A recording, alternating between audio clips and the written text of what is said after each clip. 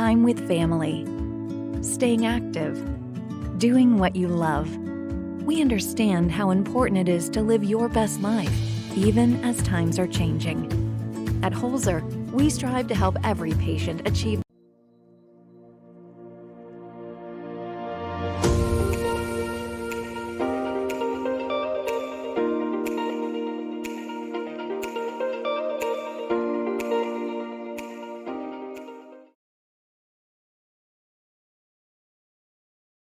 Hello and welcome to the newest edition of the Talk of the Town podcast here at the Gay County Chamber of Commerce. I'm Executive Director Josh Wellington.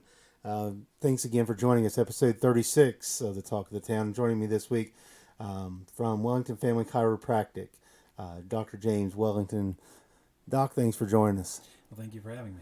So, I guess before we get started into kind of the business of chiropractic medicine, I apologize ahead of time. My voice is, to those listening, my voice is a little bit shot this week for some reason. I don't know why. My wife wanted to know who I'd been yelling at for the last week, but we'll go through this and try to make it through. But kind of, I guess, and I don't know the question of this, and it's not like I haven't known you your entire life.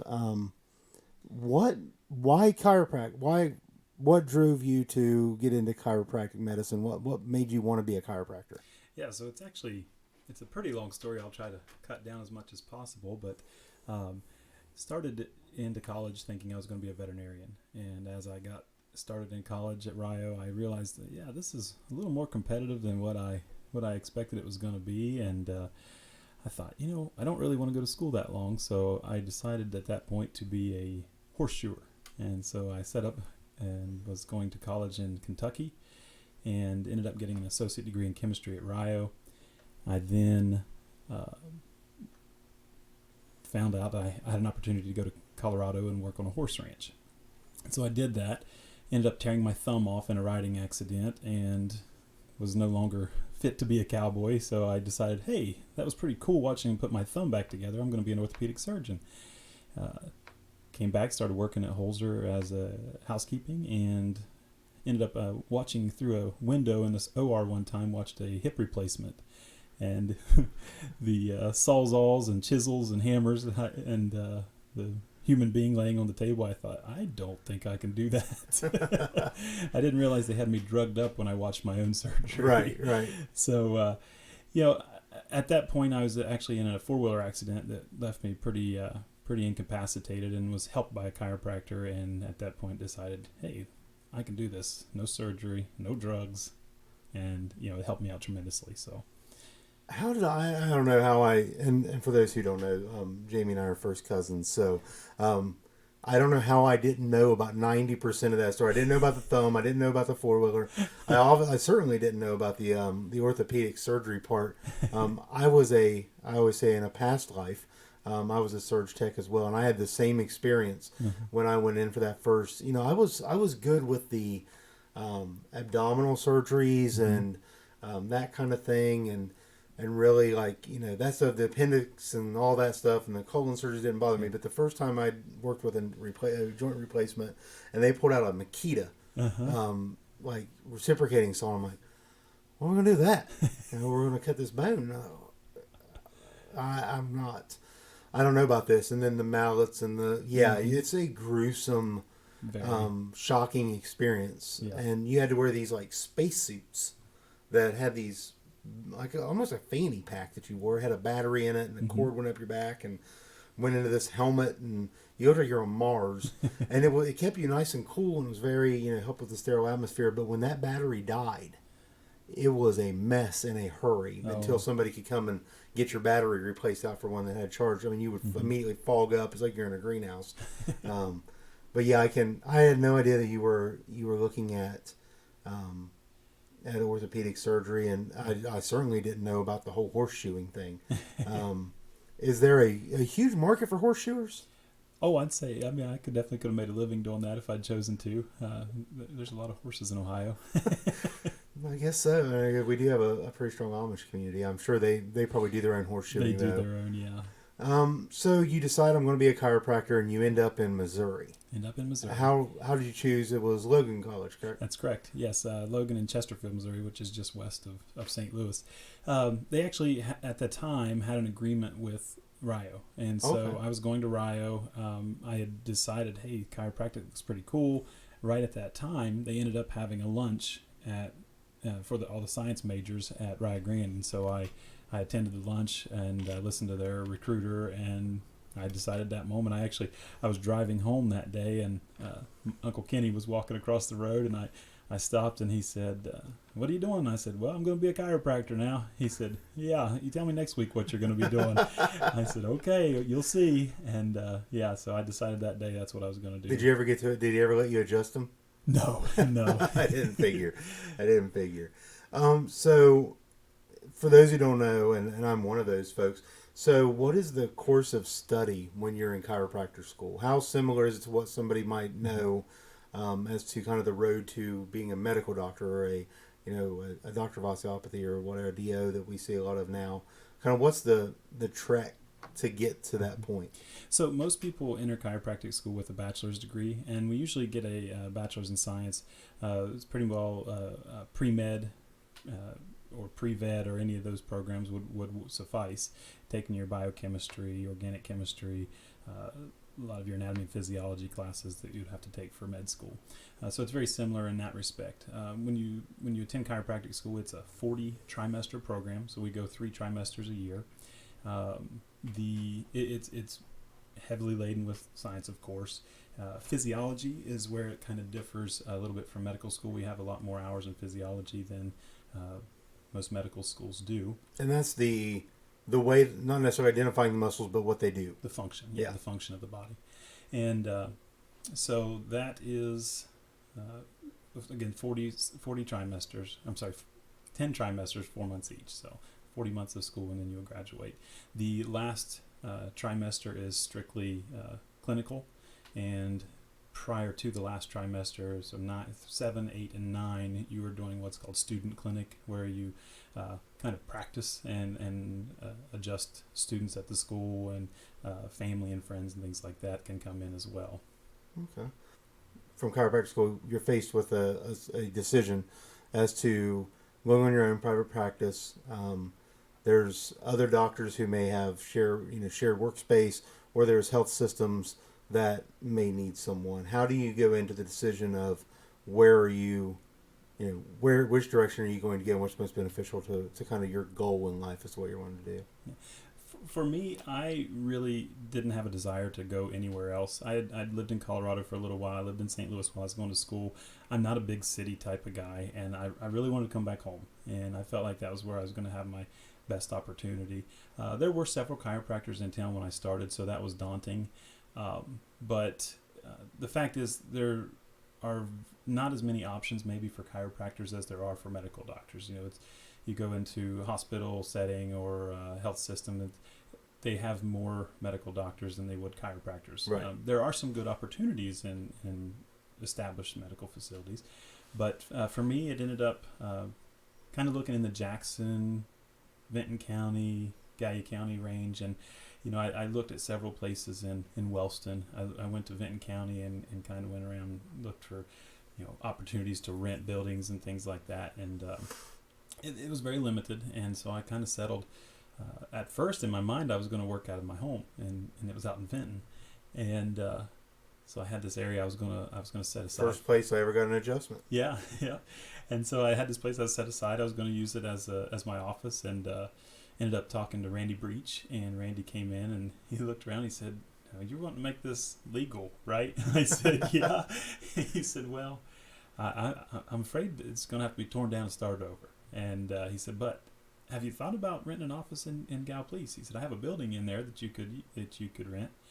And so I talked to him about it, went in and looked at it, and we shook hands, and that was that. So a month later, I opened up the office right there on Central Avenue behind Jackson Hewitt at the time. And so now you've moved into the metropolis of Canaga. Yes, yeah. With a new office space up there. What led to the move? Well, we were in that office there at Breach's building for, I believe, 2008 till this year, so almost 14 years. And Randy was always very good to me. We had a good relationship, and I just, whenever I got the opportunity to purchase this building, and I just had a lot of extra space, and looking forward to certain options that we could have there at a larger building that we wouldn't have had there in the original office.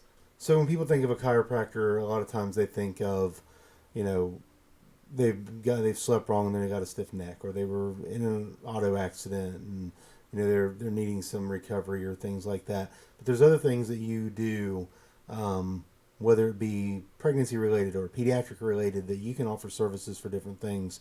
What are some of the things that people may not think about that you can help them with and get that maybe some relief to a situation that they're in? One of the things that surprises people often is that chiropractic can help with a lot of ear infections that children have. I've had several patients over the years that have dealt with chronic ear infections. One child in particular, he had been on antibiotics for, I think, 10 months of his first year of life. Wow. And they brought him to me with another ear infection. And I believe I actually treated that child only one time. And I was making balloon animals at a street fair at in Vinton Baptist Church one time. And this little fella ran up to me, and he wanted a giraffe. I think he was 3 or 4 at the time. And as I'm making his giraffe, I look up and see Mom. I say, "Oh, is this?" And she's, "Yes, I never told you this is him, and you treated him, and he never had another ear infection." Oh, wow. It was kind of a wonderful feeling to know that had an impact on that little guy's life. And I made him a really nice giraffe balloon animal. So another thing that a chiropractor can offer is when there is a pregnancy, there are some services that you offer that can benefit a pregnant patient. What are some of the things that go into that, and what can you kind of alleviate? Yeah, I've always had patients come in that are pregnant. They're always concerned, "Oh, can you even take care of me while I'm pregnant?" And of course the answer is yes. And a lot of them like it because one of the tables that I use in the office, they're able to lay on their belly no matter what stage of pregnancy they're in. So they always are surprised by that. But pregnant women, like everyone else, they deal with things, headaches, back pain, mid-back pain a lot, and postural changes that occur during the rapid development and growth of the baby. So we've taken care of many pregnant women over the years in the office. What is and I know there's significant differences, but a lot of times if you're in an injury, an accident or something, you'll go through occupational or physical therapy. Mm-hmm. What is the difference of seeing someone for the occupational part as opposed to maybe chiropractic treatment? In my opinion, physical therapy, occupational therapy, and chiropractic can go hand in hand. I believe that working together is the best way to actually help the patient, and that's ultimately the main goal. The difference is occupational and physical therapists use exercise to try to restore normal function of joints. Chiropractic manipulative therapy, we find the joints that aren't functioning properly and directly restore motion to that joint. So we kind of get it in position, get it in shape, and then they strengthen it, is the way I look at it. Okay. We talked about the university and Rio Grande and you starting there and getting in your educational journey, and now you've kind of come full circle. Yeah. For those who don't know, you are an instructor, a faculty member. Yeah, I'm an instructor. At the University of Rio Grande. What part of that job is the most exciting?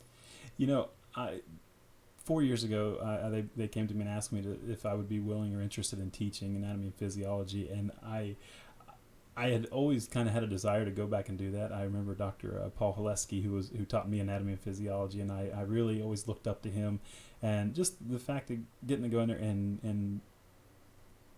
and kind of fill that role for these students, because I remember how much it meant to me what I learned from him. So yeah, it's always been exciting for me to go back to Rio. So are you at Maine and at Meigs? No, I'm mostly at Meigs, and I do go to Jackson and MacArthur as well. So I'm at the. So you're at the branches. Branches, yes. And we've had President Ryan Smith on the podcast previously as one of our early guests, and so much is growing at the university, different programs, and the number of students is expanding exponentially. Yeah. Just extraordinary growth out there, and it's really nice to see the ability for people to give back and go back and teach and really can kind of mold. I mean, that's it's not, when you go to college, it's not everybody who goes and knows exactly what they're going to do. Yeah. They're pressured to not take a gap year. So they kind of go and, well, I'm just going to get my generals out of the way. And then before you know it, you're 2 years in and still don't know what you're doing. So to have, people who are, I think from my personal opinion, it's different to get guidance and instruction from someone who is in a particular field and is also teaching. And this is not anything detrimental, negative about people who are professors, the education only, that's their job. I can't, the word escapes me, that they're institutional educators, as opposed to people who are educating at an institution but still working in the field. I think that there's sometimes more to gain from being able to utilize that life experience. And so now they know, like, well, this instructor who's teaching me did this, and now this is where he is in life, as opposed to almost like just singularly book learning. Yeah. Well, I try to share my experience with my students on every semester. Take a moment to, not just in teaching, but also I tell them about myself at the beginning of the semester. I'll tell them kind of the story that I told you. There's a path that I took, and it was zigzaggy and kind of wild, but I'm right there with you. I'm right there with you. I think I finally found that straight line at the end of it. But they don't have to have everything decided, but getting an idea in mind and traveling in that direction is a good idea. And I've had some patients. Of course, Ryer doesn't have a chiropractic program. Right. There are several schools in the country, but we can help prepare people that want to become chiropractors. Right. And a lot of my students are nursing, physical therapy assistant, occupational therapy assistant, things like that. And I feel like there's been several occasions where I've gotten them in touch with people that are in that path and in that career that they can talk to and maybe even mentor a little bit. So it feels good to get them hooked up with people like that. I think you talk about the zigzag path. I think we all kind of get on that. I didn't set out from high school and college saying I'm going to run a nonprofit chamber of commerce in my life. Worked in an operating room, worked in a strictly GI medical facility, worked for a highway department, worked at, security and concerts, and managed, hospitality and everything else all over the country before settling into what I feel like is my optimal spot. So I think that, you do need that guidance, but I think it's not always a bad thing to have a little zigzag along the way. You learn about things. Oh, tons of experiences come from that. Without working in radio, I don't have a podcast because I don't know anything, I wouldn't know anything about that. And even though I worked in sales, which comes in handy when you're doing sponsorships and events and things in the position at the chamber, but to be able to offer this to member businesses to get word out about what they do and things like that, I don't have the knowledge to be able to edit, audio files and make produce an episode without having that last little zigzag before coming here. So you've got obviously we've talked about you're teaching, you're doing the chiropractor thing, you're a farmer, you got some farming going on. What I guess you look at the busyness of just life. What does Dr. Wellington? What's a relaxing thing? What outside of the office? What are you looking forward to? I mean, obviously, the kids are growing and you got activities everywhere. But what's relaxing time? Well, it's not always about the business. It's what are you doing away from the office? Well, I don't relax a whole lot. Maybe late in the evening, but to me, honestly, things like mowing my yard. I really enjoy doing that. I know it sounds silly, but you can come mow mine whenever. I hire mine done because I hate it so much. It's just relaxing time. It's peace to me to just be on the mower. I go into my what they call Zen place or Right. something. I am very relaxed on that. But we have a little getaway with a camping site that we go to, and I don't quit doing things there. I'm always piddling or working or building Right. something there too. But I don't have cell phone service. We don't get phone calls. We don't get texts or emails, and that is a nice It would make me a nervous wreck. I'm sure It would be anxiety for me. Like I had a conference yesterday that took all day, and so there was nobody in the office, and when there's nobody here, everything comes to my cell phone. Mm-hmm. So the whole day, I'm just a nervous. Like, what if somebody needs something? Like, what if somebody has a question about River Wreck, or we're 25 days out, we've got to. And finally, it's just there was one of the speakers who talked about flow and getting in the flow and putting everything, you're dedicating your mind and energy to this one thing, and where nothing else is distracting you, and you're just kind of in that moment.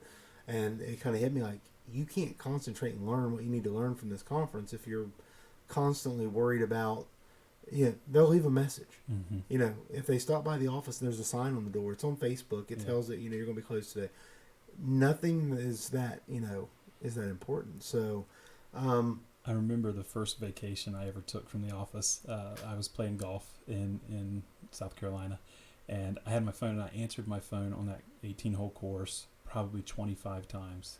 And my brother-in-law at the time, he said, "What are you doing? You're supposed to be on vacation." I said, "I know, but I can't leave." He said, "Turn the phone off, man. Just turn it off." And to be honest with you, it was really hard to do. But you have to. You have to. You're right. Left a message. They knew what was going on. It works out. It does. What would you say? I mean, and this is not a negative toward any other, person who does the same thing you do, but every business has something that they can hang their hat on. Like, this is what I'm proud of that we do that kind of, I feel like, makes us stand apart. Mm-hmm. What would that thing be for you? A lot of chiropractors push the time spent with a patient down as low as possible in order to see as many people as they can. And I have never been one to do that. I spend a lot of time doing muscle work that most would pass off to a massage therapist, which, not taking away from massage therapy. I love massage therapy and send my patients to them. But I spend a lot more time doing muscle work. I look at it as a chicken or egg. Did the muscle tighten and cause the joint to misalign, or did the misalignment of the joint cause the muscle to tighten? Why worry about it? Work on the muscle and the joint. Right. And so I do a lot of that, and you don't see that in many chiropractic offices. So I would say the time spent, and I say on my business card it says adjusting for a healthier community, and we treat the patient as family, and I think we do that pretty well. I mean, I'm a little biased, but I think that oftentimes in life, I've experienced it recently. You go to a doctor's appointment and it's at 1:00, and at 1:15 you're like, "So don't see anybody." 1:25, you're starting to watch your watch. Mm-hmm. But then when you get back there, and they spend that extra time with you, mm-hmm. you don't notice it as much. Well, you don't think about the other person who's out there now waiting a little bit longer to get in because you're having time spent a little extra time to deal with your situation, because every patient's unique and every need is different. And it's not just in medicine, it's that way in all realms. I stopped to see a member today, a quick stop in to get an auction item for the 4th of July. It should have been a 7-minute visit at the most. 45 minutes later, I finally left, and I had to cut it short. But this is some business owner that I hadn't seen in a while. He's getting ready to retire. I didn't know that, so that led to a whole other series of conversations. Mm-hmm. But at the same time, the only thing I knew that I had definitive on my schedule today was this podcast. It happens, but you kind of go with the flow, and each individual need is different, and it works out. Yeah. So, we're kind of running out of time. It's gone a little bit quicker than you usually expect when it comes to this. I want to encourage, even if you don't have, I've learned this, through my life experience, even if you're not feeling a pain or a cramp or a joint that's acting up or something, and it's often a rejuvenation to kind of get things lined up, and it's all, sometimes it's things you wouldn't even think that are Chiropractic. Yeah. Um, Well, we our cousin Brian. Yep. You know, Brian's probably never been to a medical doctor in his life, and he stopped at the house one day when I just graduated, and I was excited to show him off my new table, which Right. didn't mean anything to him, but I showed him the new table, and hey, lay down, let me adjust you. Oh, okay, fine. So after adjustment and conversation afterward, he started having this funny look, and he said, "Could that help me breathe better?"